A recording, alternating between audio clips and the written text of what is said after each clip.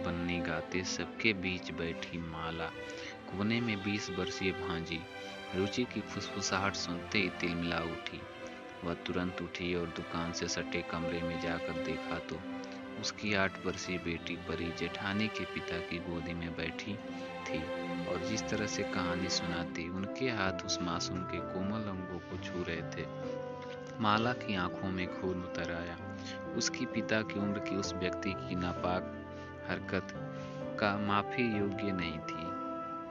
उसका जी चाहा कि बेटी के साथ ऐसा घिनौना खिलवाड़ करने वाले का मुंह नोच ले, पर समझदार माला शादी जैसे मौके पर रंग में भंग नहीं डालना चाहती थी। वैसे भी मिनी उसकी प्रिय भतीजी थी और उसी की शादी अटेंड करने वह इंदौर से इटावा अपने पति और बेटी के साथ आई थी।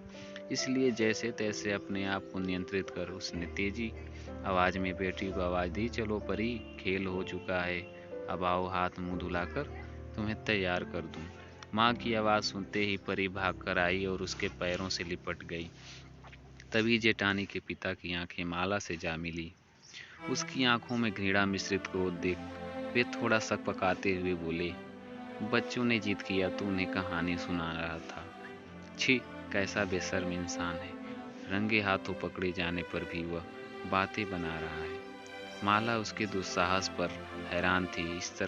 इस तरह अपनों की भीड़ में कोई व्यक्ति, वो भी पिता जैसे सम्मानित ओहदे वाला, ऐसी नीच हरकत करेगा उसने सपनों में भी नहीं सोचा था। रिश्तों की मर्यादा भंग होते देख मन का आक्रोश आंखों के रास्ते उमड़ते घुमड़ते बहने लगा। उफ, क्या करूं? क्या कभी इसको बताना ठीक रहेगा? लेकिन अगर उन्हें गुस्सा आ गया तो माहौल बिगड़ते समय न लगेगा। ठीक है, देखती हूँ।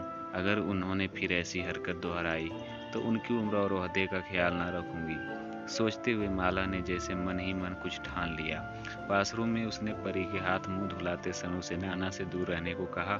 पर क्यों मम्मी, नाना तो हमें प्यार करते हैं, चॉकलेट भी देते हैं, पर उन्हें आपको यहाँ वहाँ छूना नहीं चाहिए, ये गलत होता है। कहते हुए माला ने उसे अच्छे बुरे टच के बारे में समझाया। हाँ मम्मी, उनका छूना तो मुझे भी अच्छा नहीं लग रहा था। मैं उनकी गोद में बैठना भी नहीं चाहती थी, लेकिन उन्होंने कहा कि कहानी सुनने के लिए तो सबको बारी बारी से उसकी गोद में बैठना होगा। पर अब मैं नाना से चॉकलेट भी नहीं लूँगी और कहानी भी नहीं सुनूंगी। फिर आप सुनाओगे ना मुझे कोई अच्छी सी कहानी? नन्ही परी मचल उठी। और हाँ, मैं अपने परी को एक सुंदर सी कहानी सुनाऊंगी, पर रात को सोते समय। लेकिन अब हमेशा ध्यान रखना है कि आपको रुचि दीदी के साथ ही रहना है, ठीक है? ओके। अपनी छोटी छोटी बाहें उसके गले में डाल परी झूल गई। 12 साल पहले 5 भाई बहनों वाले उस हवेली नुमा घर में माला सबसे छोटी बहू बनकर आई थी। सास ससुर थे नहीं, इसलिए अपने से काफी बड़े जेठ जेठानी को ही वो सास ससुरी सा सम्मान देती थी।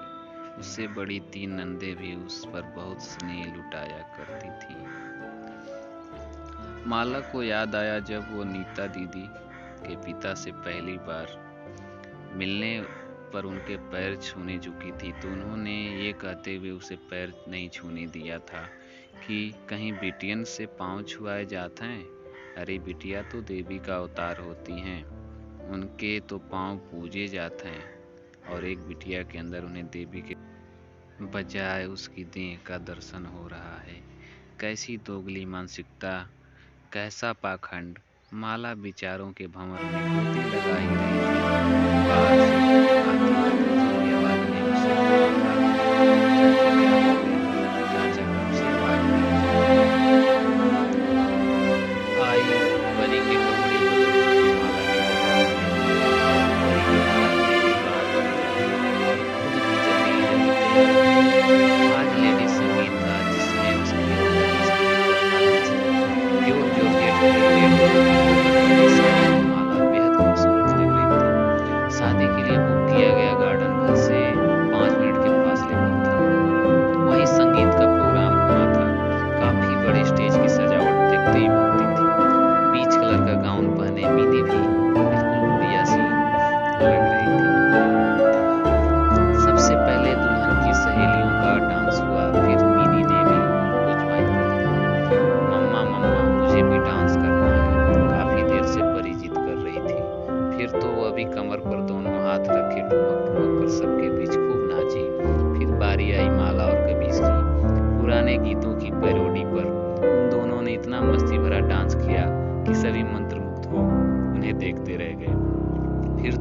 बच्चे क्या बड़े, सभी एकाएक कर डांस की मस्ती में डूबते चले गए।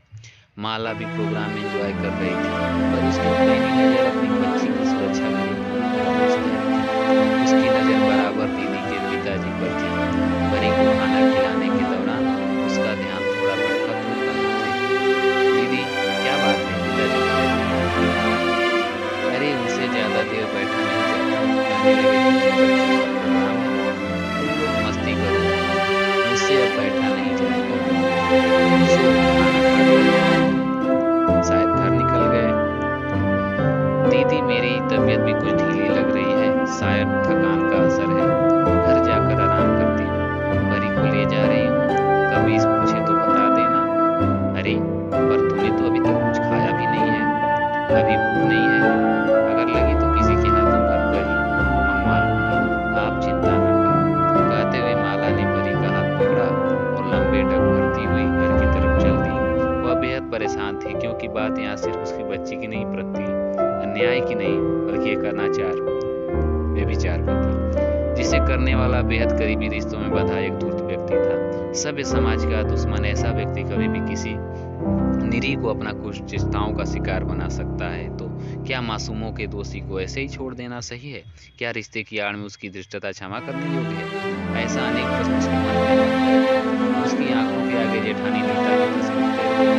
कितनी अच्छी है दीदी, अपने पिता की सच्चाई जानकर उन्हें कितनी तकलीफ हुई। क्या फिलहाल वह समझ नहीं पा रही थी कि उसे क्या करना चाहिए। जानबूझकर माला करके सामने वाले गेट से पीछे वाले दरवाजे से अगले दिन की पूजा के लिए मंडप के नीचे कुछ तैयारी कर रही थी। परी को उसने हाल में ले जाकर चुपचाप बैठने को कहा।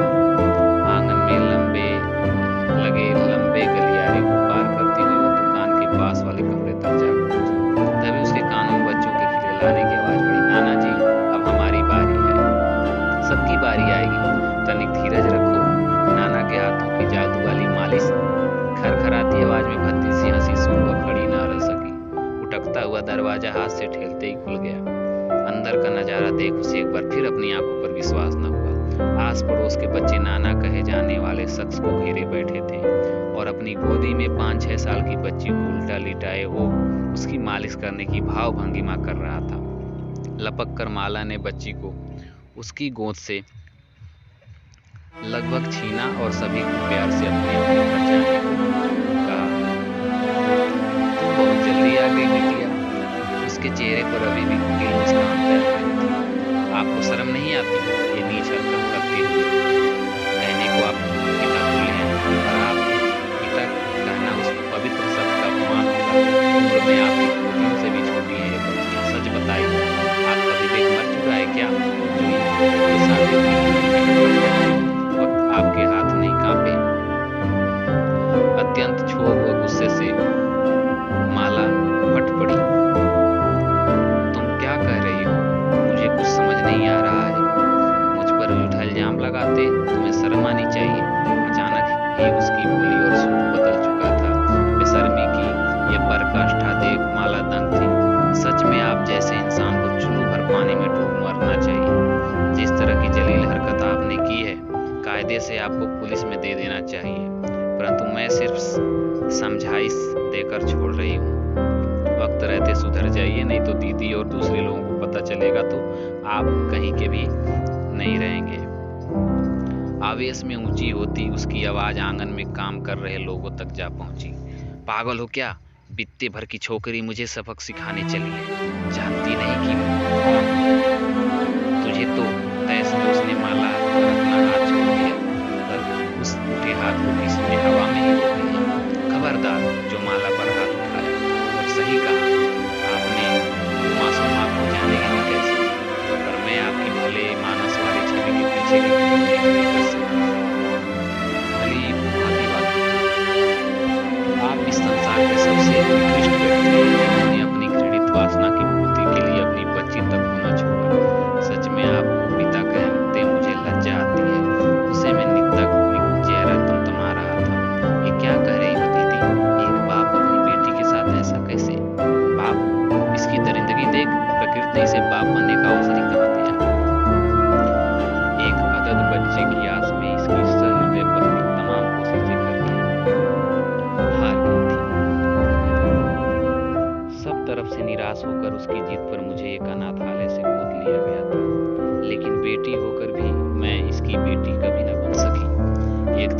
उसे मेरे साथ गलत हरकत करते देख माँ का दिल भारी पीड़ा से भर उठा। उस दिन मुझे अपने सीने से चिपटाए हुए देर तक रोती रहीं। 2 दिन बाद ही उन्होंने अपने भाई को बुलाकर मुझे उनके हाथों सौंप दिया। उन 2 दिनों में वे साए की तरह मेरे साथ रहे और मेरे जाने के महीने बाद ही ये खबर आई कि घर के अहाते में बने कुएं में कूदकर उन्होंने आत्महत्या कर ली। सारे दिन का ये भयावह कि बर्दाश्त से बाहर हो चुका। कहते हुए नीता फपक पड़ी। काश उस वक्त मैं अपनी माँ के साथ अपनी सब तकलीफ पाती और उसे इसके किए पर डंक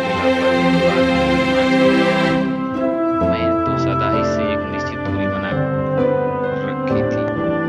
मीनी की शादी में भी ना बुलाती। तुम्हारे भैया ने कहा तुमने कैसे मना करती। अपना हर जख्म उनसे साझा करना पड़ता। फिर मुझे भी लगा कि उनके इस पड़ाव का जीवन की काफी ठोकरें खाने के बाद शायद इन्हें कुछ समझ आ गई। पर नहीं, कुछ लोगों की फितरत कभी नहीं बदलती। सोचती हूँ उन्हें माफ ही सही होता। वो तो अच्छा हुआ तुम्हारी बातों से मुझे कुछ संदेह हुआ और मैं तुम्हारे पीछे चल पड़ी। पर क्या करूं, इनकी हैवानियत ने मुझे कहीं का नहीं छोड़ा। क्या बताऊंगी तुम्हारे भैया जी को। जी तो कर रहा है अपने आप को ही खत्म करूं। मैं नहीं रहूंगी तो इस घर से इसका रिश्ता भी हमेशा के लिए खत्म हो जाएगा। गलती से भी ऐसा कभी मत सोचना। तुरंत मत सोचना। इसलिए जल्दी काम किया। यदि इनके गुनाहों की सजा मिल सके ताकि ऐसे गिरती हरकत से पहले कोई 100 बार सोचे। दरवाजे पर नीता की पकड़ देखी। तुम यहाँ? हाँ